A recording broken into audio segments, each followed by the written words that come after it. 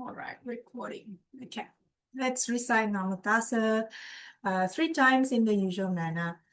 Namo Tassa Bhagavato Arahato Samma Sambuddhassa. Namo Tassa Bhagavato Arahato Samma Sambuddhassa. Namo Tassa Bhagavato Arahato Samma Sambuddhassa. Sadhu, sadhu, sadhu. Okay, so today we are going to continue the book reading uh, of the Great Disciples of the Buddha by Venerable Nyanaponika Thera and Hellmuth Hacker. And we were reading the chapter on Venerable Anuruddha, who was also a cousin of the Buddha and a half-brother of Venerable Ananda. So Venerable Ananda we had read before. It was a chapter before. And we previously read about how Venerable Anuruddha, his practice, he was predominantly he as a, let's say, a side bonus from his practice, he also developed the divine eye. So amongst all the disciples, great disciples of the Buddha, he stood out in that. He also had his own disciples, but he loved the ascetic way of life. And we read about how on certain occasions he would go deep into the forest with just 2 others, Nandya and Kimbila, and the 3 of them practiced together, blending like milk and water was the analogy. And this is actually taken from one of the Majjhima Nikaya suttas. So we've read that before. We, as in the reading of that is in the twin YouTube channels as well, so you can go and read that as well. Okay, so today we are going to read together about Venerable Anuruddha and how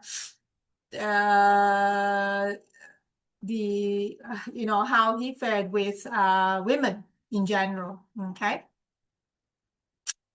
So an unusually large number of texts in which Anuruddha appears are concerned with women.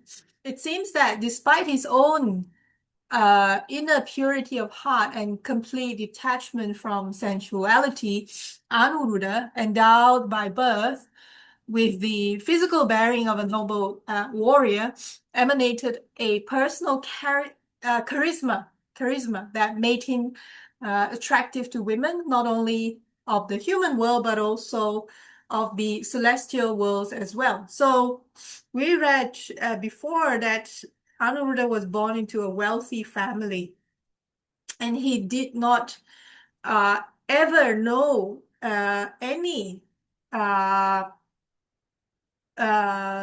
lack of material things. Even when his mother tried to, trick him a little bit, some of the celestial beings actually turned the thing around so that he still got what he wished for.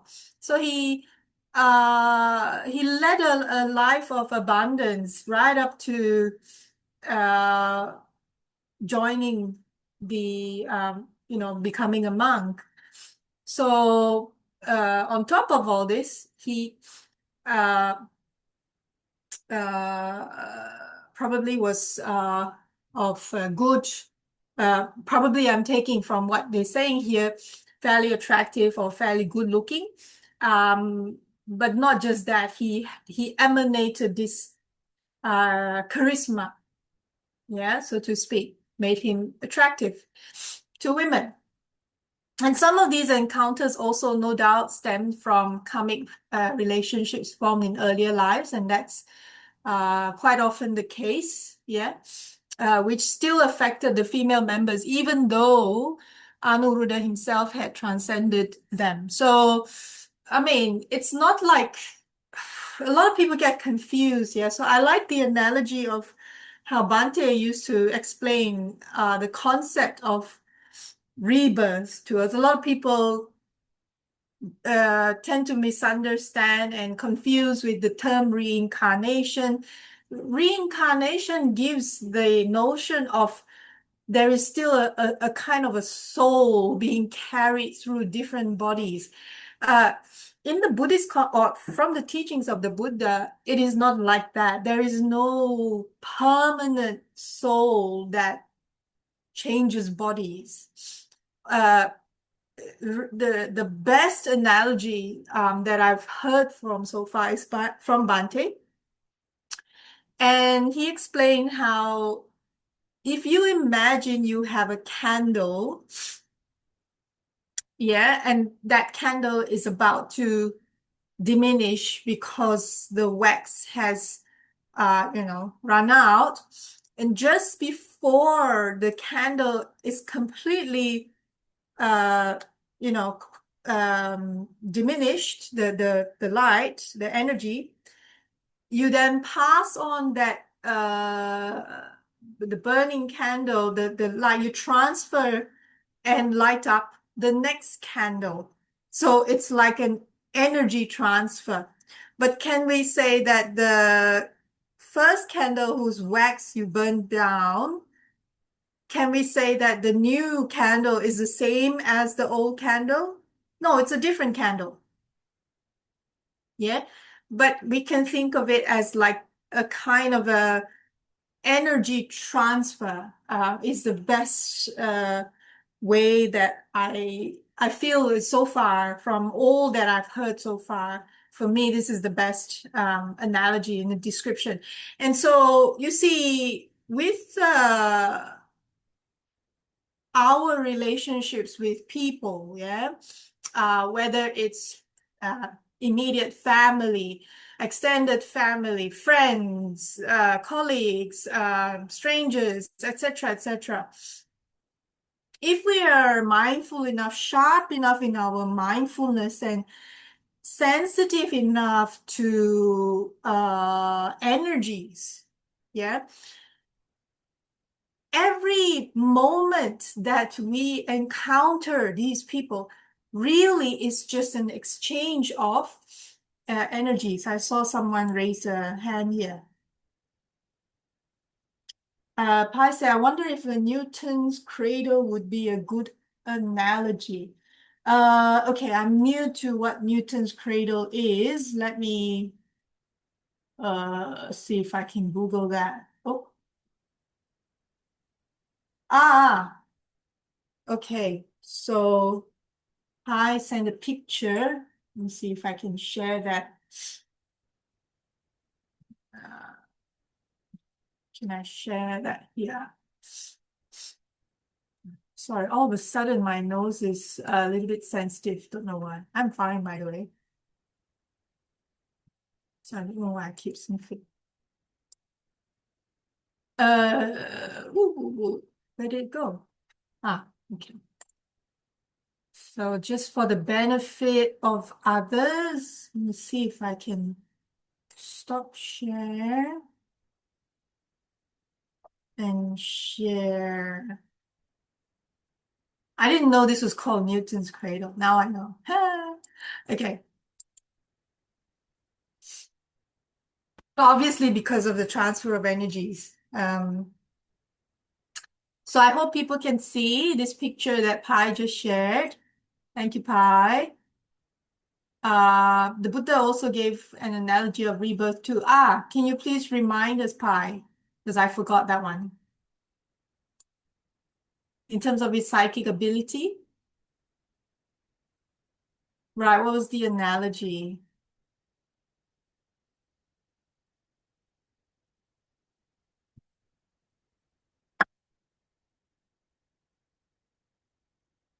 So while Pi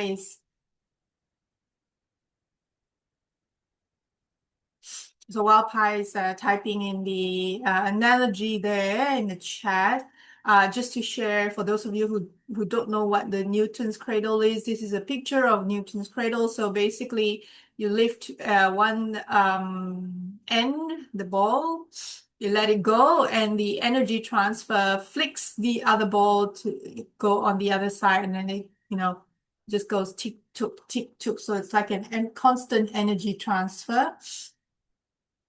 I guess that's another way. I prefer the candle. Okay, so the other analogy, he said it was like someone sitting on a high balcony observing the streets below. A man might come out of one house, walk down the street, and enter another house. That was his analogy of how he saw beings take rebirth. Hmm. I suppose so, but then you have to be careful that you don't take the analogy as a man representing a permanent soul. That's okay. I might have heard this one too. I'm not sure. Um, that's okay as long as we don't think of it being the man representing a permanent soul. Because the moment we have the notion that it's a permanent soul changing bodies, then that completely contradicts anatta, impersonal nature of all things. The Tibetan notion of bardo and all that, that's very different, by the way.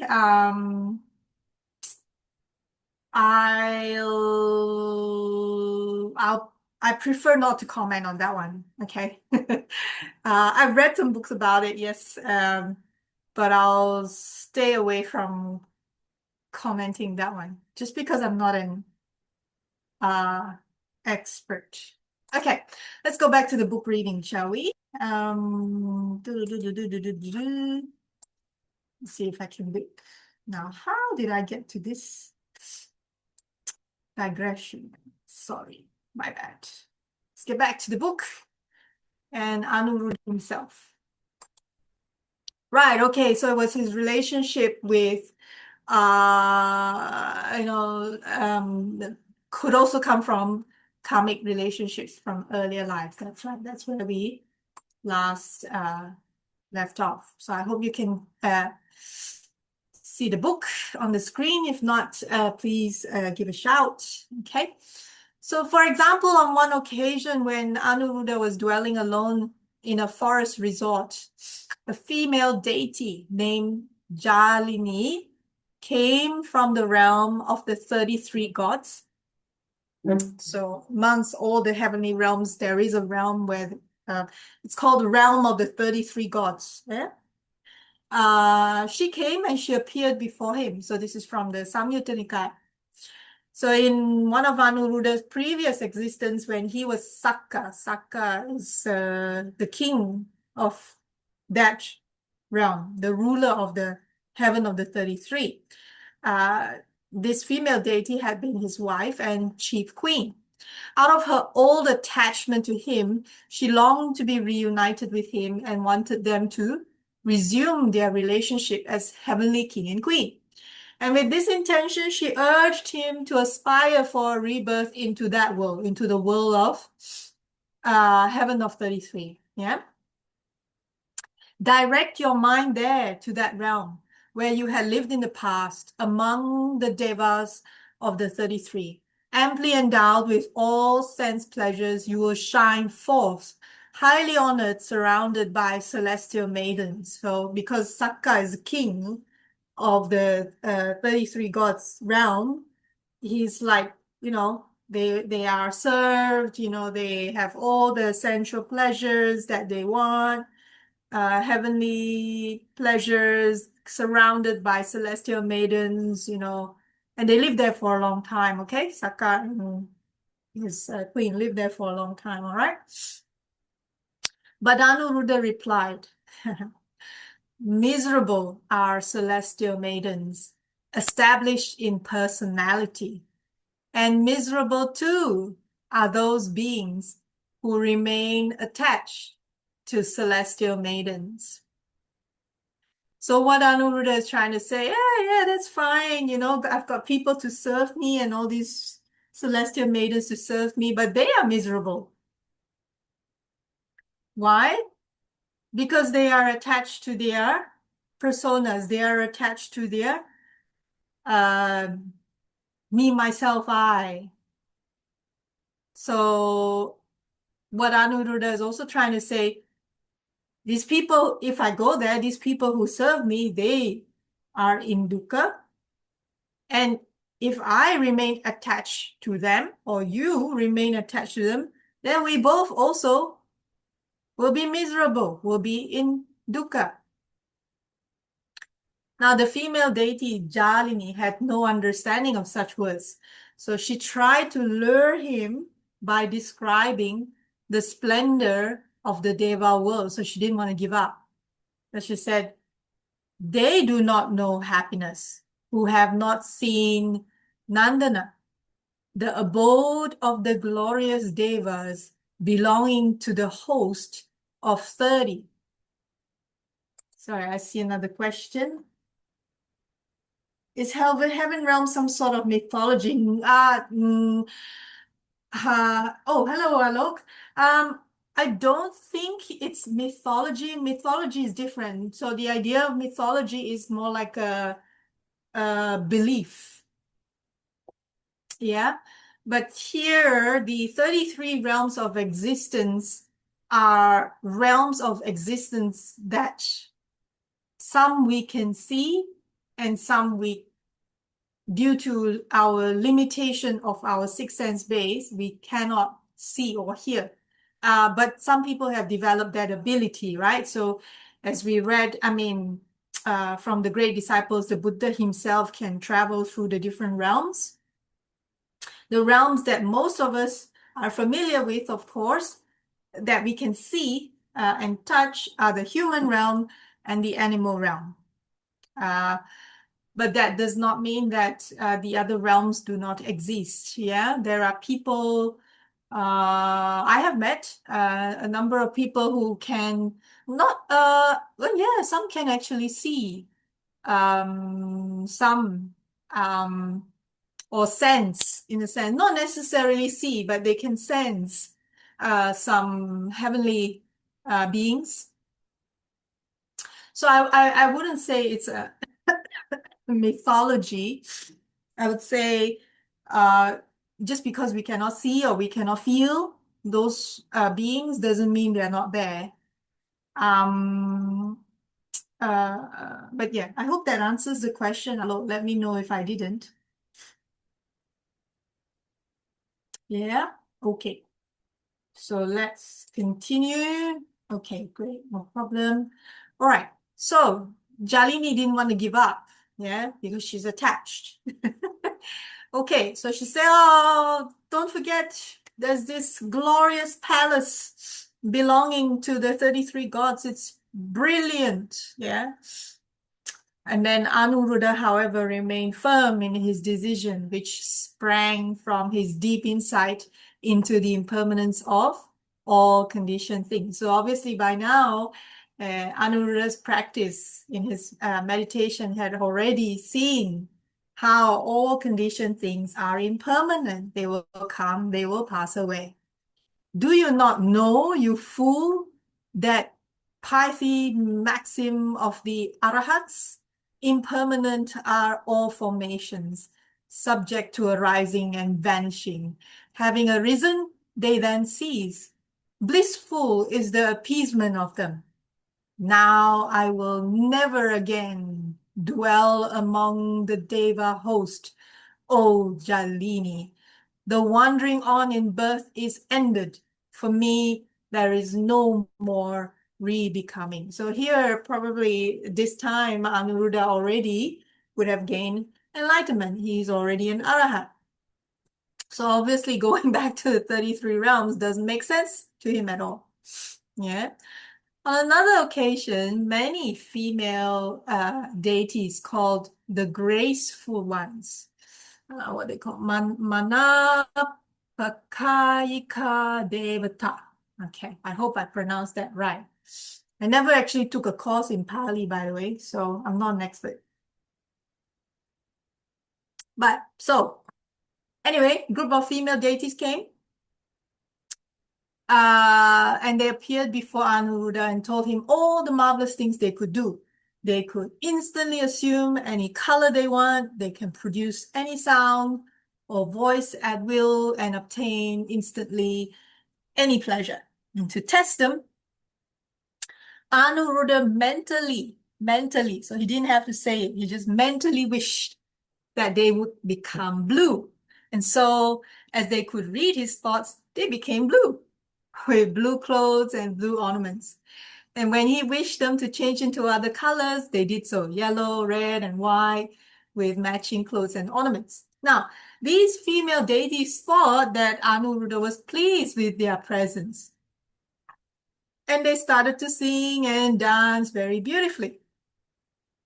But Anuruddha turned his senses away from them. And when the deities noticed that Anuruddha did not find pleasure in their performance, they instantly left. Now, if we remember how the Venerable Anuruddha had spent his youth as a prince, enchanted by the arts and music, we may understand better how this scene could materialize around him. If he had not trodden the Buddha's path to liberation, he quite possibly might have taken rebirth amongst these deities who were superior in rank to the 33 gods.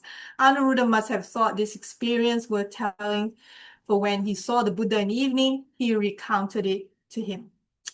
He then raised the question, what attributes should a woman have to be reborn in the realm of those graceful spirits? His thirst for knowledge must have made him wish to know the moral level of these deities.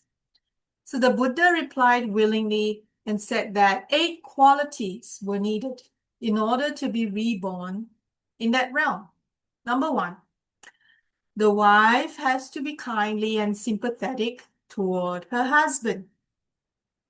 2, she should be courteous and hospitable towards people her husband holds dear, such as his parents and certain ascetics and priests. Number 3, she should do her housework carefully and with diligence. 4, she was to care for and guide the servants and the domestic workers in a purposeful manner. 5, she should not squander her husband's possessions, but should guard them well. 6, as a lay follower, she should take refuge in the Triple Gem. 7, she should observe the 5 precepts. And 8, she should find joy in sharing and in giving, showing concern for those in need. Okay?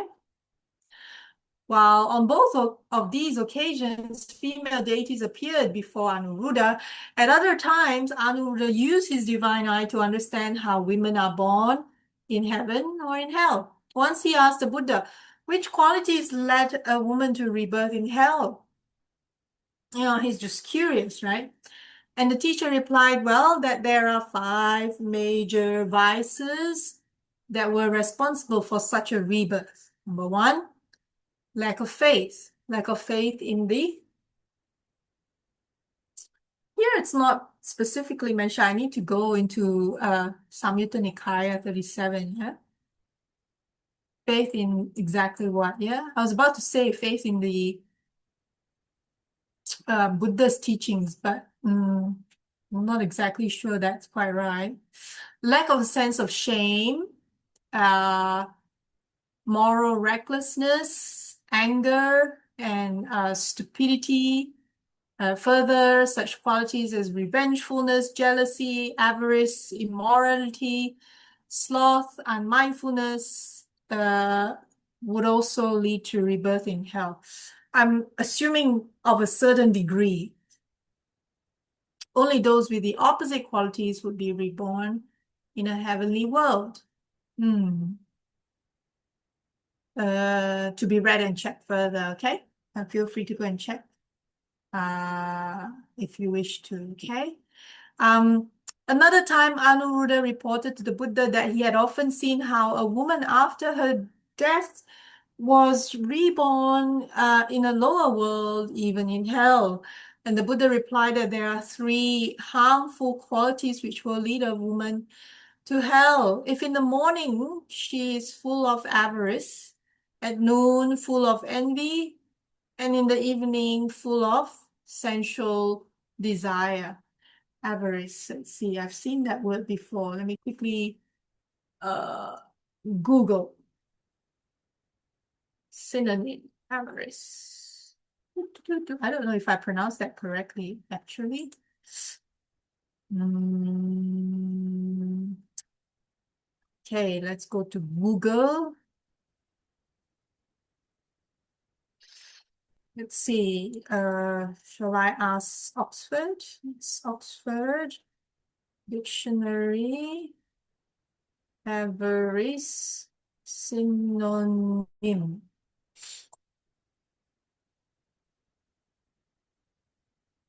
Greed.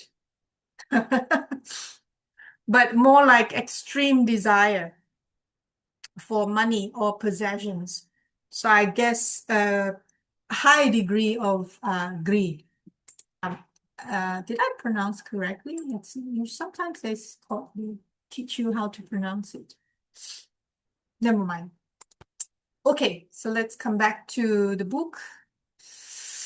So reports of Anuruddha's past lives also refer to his relationships with women. There is only one instance that mentions his rebirth as an animal. Once, when he was reborn as a wood pigeon, his mate was seized by a hawk.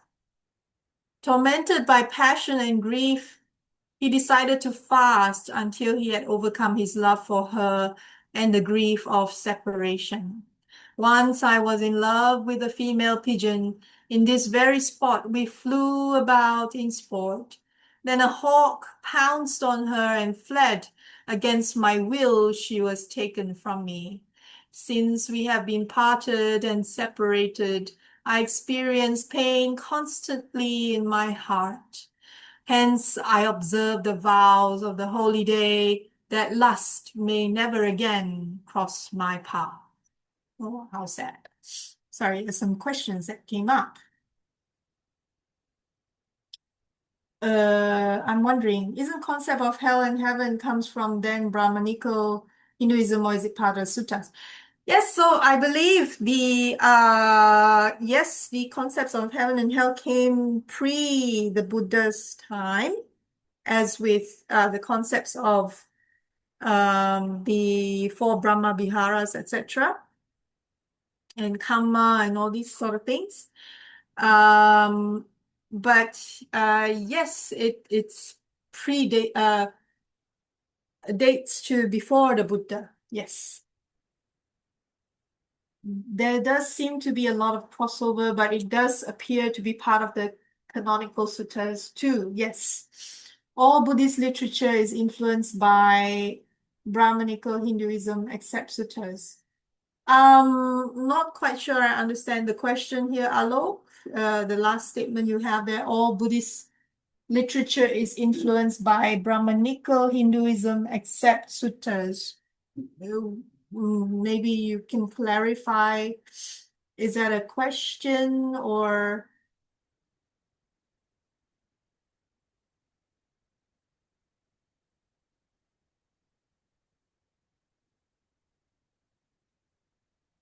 I'm just not sure whether that was a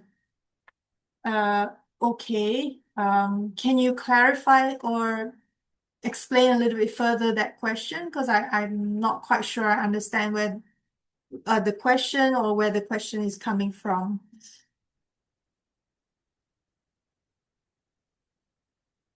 You can come off mute if it's easier. Feel free. Just adjust the seat. Well, just so far what I've read that um, the Jatak Kathas or any literature apart from suttas are influenced by Brahminical Hinduism stories, and at Buddha's time, many Brahmins, inspired by Buddha's teachings, and they joined, Buddha's teachings, and before joining the Buddha's teachings, because they were practicing, Hinduism, they got a lot of baggage into, Buddha's teachings, which are not part of Sutta, if I'm not wrong. So you're specifically referring to the Jatakas, and when you say suttas, is that specifically like the Nikayas? I'm talking about all five suttas, not just Nikaya. Yes, yes, all five suttas, and Jataka is one of the examples. But anything which is taught as a Buddha's teachings, except suttas, is heavily influenced by Hindu literature. Yes, that could be the case. I am not an expert in that area. The only thing I know is about the Jatakas is its primary primary function, let's put it that way. Primary function is um to teach morality or to inspire morality. So Jataka tales are a common medium in Sunday schools to teach children in morality. And I like to think of it as the so-called Buddhist equivalent of, oh, I always pronounce his name wrong. Aesop? Aesop? Aesop? Anyone can remind me again? I know, Paul, you taught me the last time. Pi, you taught me the last time. Aesop. Thank you, Pi. Yes, I like to think of, I will remember that. Triple E. Aesop. Okay. I like to think of the Jataka tales as a so-called Buddhist equivalent of uh, Aesop's fables. Got that right? And what about the? Where I'm sorry. What about the text which we are going through right now? Is it a part of suttas or it's not? it's a, you can think of it as a commentary. But it's not part of suttas, right? It has a lot of reference to the suttas. Okay. So, so what Venerable Nyanaponika Thera and Hellmuth have done is they have taken the different across the suttas. So everywhere you see let's say AN some tam tam, that's the Anguttara Nikaya. If you see SN blah blah blah, then it's Samyutta Nikaya. If you see MN da da da, then it's Majjhima Nikaya, like that. So Mm-hmm. what they've done when they compile this book is they take the suttas, because the suttas, the Nikayas, yes, Samyutta Nikaya, Majjhima Nikaya, and all that, they are grouped not in a, what's that word? Not according to the time things happen. So they are grouped according to um, their nature. So like the Digha Nikaya is all the long discourses, Majjhima Nikaya is medium length, like that. Um, Yeah. so what Venerable Nyanaponika Thera and Hellmuth have done through their research is they wanted to present a compilation of the great disciples of the Buddha during his time, extracted from the different suttas, And of course, in the process of doing that, they would offer their own commentaries as well. That's why usually sometimes when I'm going through the reading, if I sense that some paragraphs are extra commentary of the authors, I will try and mention that. I'll read and I'll say this is quite likely a commentary from the authors, so you can take it or leave Yeah, it. yeah, it looks like a commentary because the idea and the concepts of heaven and hell, I think Buddhism do not subscribe to these concepts as far as suttas are concerned. So I don't know. I mean, it could be commentary. No, no. Heaven and hell are in the uh, Buddha mentioned. So, like for example, here, this is from Anguttara Nikaya. So the Buddha explained um, what are the qualities to be reborn in hell, what are the qualities to be reborn in heaven. This is from the Samyutta Nikaya. So these are not commentaries. These are from the text. Okay. So in many parts of the text, the Buddha uh, probably in the Tripitaka, in the Tripitaka. So we don't go to the later text. So we talk about the earlier text. The Buddha does mention this, I think. Maybe not so much in the Sutta Nipata, which uh, the when sorry, Dr. Major Madhusudanji, he usually reads from the Sutta Nipata.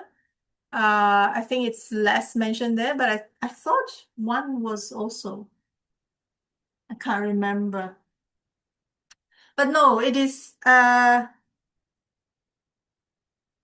there are such realms. Yeah. I'm not an expert on the different realms. The best person to ask that I'm told is David, Twim, um, Yeah, Twim, understood. Yeah. Thanks US. for the clarification. Thank you. Yeah, he wrote a book, I think, about it, no? Or did some presentations about it. So he's the best person. He's very familiar with that. I think Pai saying, I think sometimes not everything is in the suttas. There are often backstories. Yeah, there are backstories. I think one of the key things that I took away when I'm reading this book is probably drawing the inspiration from their practice. That for me is more inspiring and more useful. So just to share, here's how I use this book or these readings. Uh, Not in the sense of how I would read the Majjhima Nikaya as a manual of practice. Yeah, because the Majjhima Nikaya is a manual of practice. The more I'm beginning to see why Bhante Vimalaramsi said it's a manual of practice. So when I'm reading this one, I'm not reading this one as treating it as a manual of practice. The purpose is different. The intention here, at least for myself, is to draw inspiration from um, the great disciples, the Buddha himself and the great disciples, how they lived their life, how they practiced, how their interaction with one another, how they took the teachings, how they taught others, how they inspired the other monks, how they lived their life. That's how I take it. Does that make sense? So not so much as taking this book as a manual for practice. That's different. That's what the suttas are designed to do, but more to draw inspiration. So when I see it from that perspective, then I derive a different type of value from it. Does that help? I don't know if I've answered the question or not. Actually, I think I've digressed again. Anyway, if that's not helpful, let me know. Okay, let's proceed. Right, female pigeon. Yes, okay. So let's move ahead.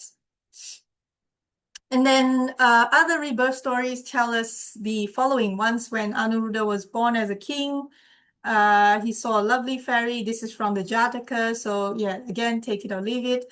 He saw a lovely fairy woman in the forest, fell in love with her, and shot at her husband in order to take possession of her. Full of the pain of sorrow, she cried out and denounced the king for his cruelty. Hearing her accusations, the king came to his senses and went his way. At that time, when Anuruddha was the jealous king, Yashodhara's the Buddha's wife, princess, before he became the Buddha, before he left home. So Yashodhara was the fairy woman, and her husband was the Bodhisattva, who was now Anuruddha's master, and whom in that past life he had almost killed out of lust for a woman. Okay, so that's from the Jataka. This again is from the Jataka. Again, take it or leave it. In a divine form of existence as Sakka, king of the Devas, he helped the Bodhisattva to regain his reputation when he was the famous musician Gutila. As a test, 3 times he made appear on earth 300 celestial maidens who danced when Gutila played on his lute. Then Sakka invited Gutila into his heavenly world at the request of the heavenly nymphs who wanted to hear his music. After he had played to them, he asked them to tell him which good deeds had brought them to this heavenly world. They told him that in the past they had given small gifts to monks, heard their discourses, shared what they had with others, and were without anger and pride. And hearing this, the Bodhisattva rejoiced in the benefit he had thus gained in his visit to Sakka's heaven. In his last life, Anuruddha helped his sister Rohini to gain access to the Dhamma. Once, together with 500 of his pupils, he visited his home city, Kapilavatthu. And when his relatives heard that he had arrived, they all went to the monastery to pay respects to him. All, that is, except Rohini, his sister. So then the elder inquired why his sister was absent, and they informed him that she was suffering from a skin eruption and was too ashamed to show herself in public. So then the elder asked that she be sent to him immediately. And Rohini came, her face covered by a cloth, and the elder instructed her to sponsor the construction of an assembly hall. And Rohini sold her jewels to raise money for the project. Anuruddha supervised the arrangements, and the young men of the Sakyan clan did the work. As soon as the construction of the hall was completed, a skin eruption subsided. She then invited the Buddha and his monks to attend the opening ceremony of the assembly hall. And in his discourse, the Buddha explained the karmic cause for her skin ailment. In a previous life, he said, when she was the chief consort of the king of Benares, she became jealous of one of the king's dancing girls, and to torment her, had sprinkled dried scabs over her body and her bed. And the skin ailment from which she had suffered was the fruit of that evil deed. And at the end of the Buddha's discourse, Rohini was established in the fruit of stream entry. And after her death, she was reborn among the gods of the 33 and became the beloved consort of Sakka. In Anuruddha's life as a monk, There was one incident which led to the promulgation of a disciplinary rule by the Buddha. That means Vinaya rule. So once Anuruddha was wandering through the kingdom of Kosala towards Savatthi, yeah, and in the evening he reached a village, but he could not find any special accommodation reserved for wandering ascetics and monks. So he went to the village inn and he asked for a night's lodging, which was granted. And meanwhile, more travelers began to arrive at the inn for the night, and the dormitory where Anuruddha was to stay became crowded. So the inn hostess, seeing this, told Anuruddha that she could prepare his bedding in an inside room where he could spend the night peacefully. Silently, Anuruddha agreed. The hostess, however, had made this suggestion only because she had fallen in love with him. She now perfumed herself, put on her jewelry, and approached Anuruddha saying, "You, respected sir, are handsome, graceful, and good-looking, and so am I. It would be good if the respected sir will take me as his wife." Anuruddha, however, remained silent. Then the inn hostess offered him all her riches. Anuruddha still remained silent. Then she took off her upper garment and danced in front of him, then sat down, and then she lay down in front of him. But Anuruddha had his senses well under control and paid no attention to her. Seeing that none of her allurements moved him, she exclaimed, "It is astonishing, dear sir. It is extraordinary. So many men have offered me hundreds and thousands to win my hand, but this ascetic whom I myself have asked does not desire me or my wealth." The woman then put on her upper garment again, fell at Anuruddha's feet, and asked him to forgive her for her audacity. Now, for the first time, he opened his mouth to pardon her, exhorting her to guard herself in the future. She then left, and the next morning she brought him his breakfast as if nothing had happened. And Anuruddha then proceeded to give her a talk on the Dhamma, which so touched her that she became a devout lay follower of the Buddha.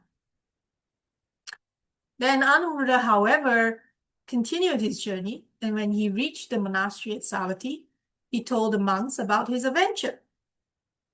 Then the Buddha called him and reproached him for having spent the night in a woman's quarters. He then proclaimed a rule which prohibited this.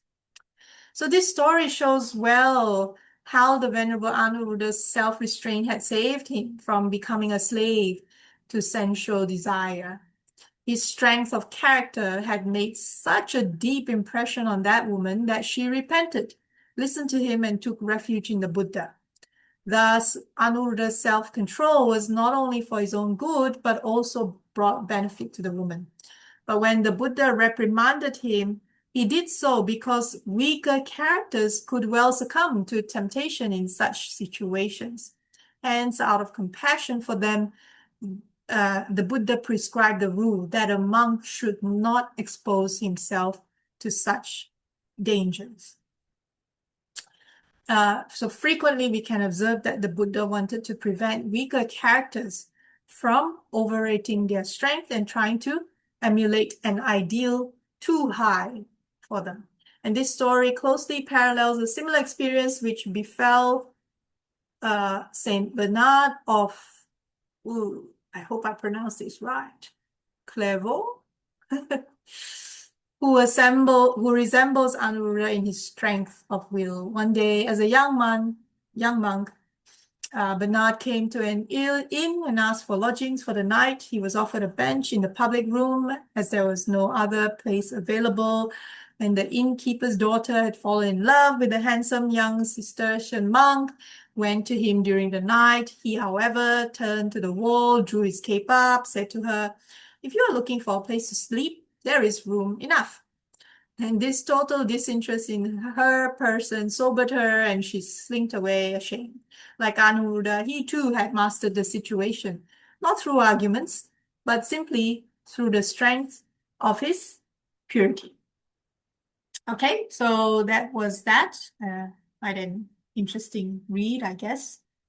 But showed Anuruddha's strong, resolute and practice in teachings, yeah, but also how he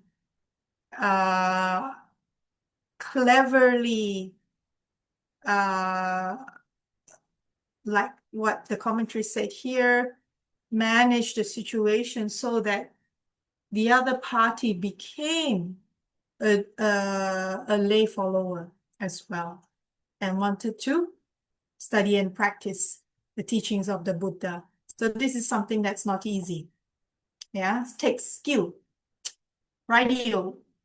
How are we with time? Oh, okay, we're good with time. Anyone has any further questions or comments?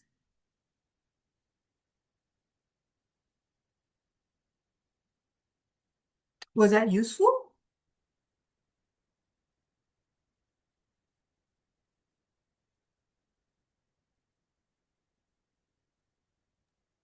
It is very interesting and very, as you said, very inspiring and motivation. It's very interesting to listen to your reading. Thank you very much, May. Oh, thank you, Madam Nanda. I'm glad it's useful. I found it interesting how skillful he was, Venerable Anuruddha, in such situations. So obviously he has a lot of, he had practiced, he had developed a lot of merit to be born in a wealthy family, to have never known lack of material things, to be handsome, good-looking, charismatic, etc. All this comes with practice from the past, as in accumulation of merits from the past. But the best part is that he had the skillful means to know how to, when encountered with such situations, has a skill, just as the Buddha also wasn't free from, wait, let me think. No, not the Buddha, sorry. Ananda, I think. But Anuruddha, I think, is more skillful in this aspect. He is able to respond in a way that the other party will not only leave, not just decide to leave or whatever, but then also become a follower of the Buddha's teachings. I find that quite something. Yeah. All right. So if there's no further questions, comments, etc., we will leave the next reading to the next time. That's on Anuruddha's earlier lives. Let's see how long that may go. It's a short one. So we'll see. We'll see if we cover that quicker. Then we can also go to the Buddha's Parinibbana. And then we have Mahakachana. Very interesting character, master of doctrinal exposition, as we read sometimes in the suttas. When the Buddha came out, delivered a discourse, And then nobody asked a question. So the Buddha was like, okay, no questions. I go back to my quarters and I rest. And then after a while, the monks will go, ooh, wait, what did the Buddha mean by that? And then who would they go to? They go and ask Mahakachana. So yeah, but we got to finish Venerable Anuruddha first. Okay? All right. So with that, if there are no further questions, let us share some merits from today's sitting, reading, and discussion.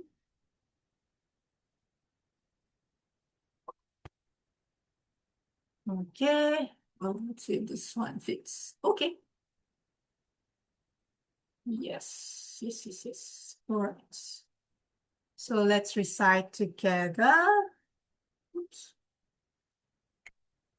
May suffering ones be suffering free, and the fear-struck fearless be. May the grieving shed all grief. May all beings find relief. May all beings share these merits that we have thus acquired for the acquisition of all kinds of happiness.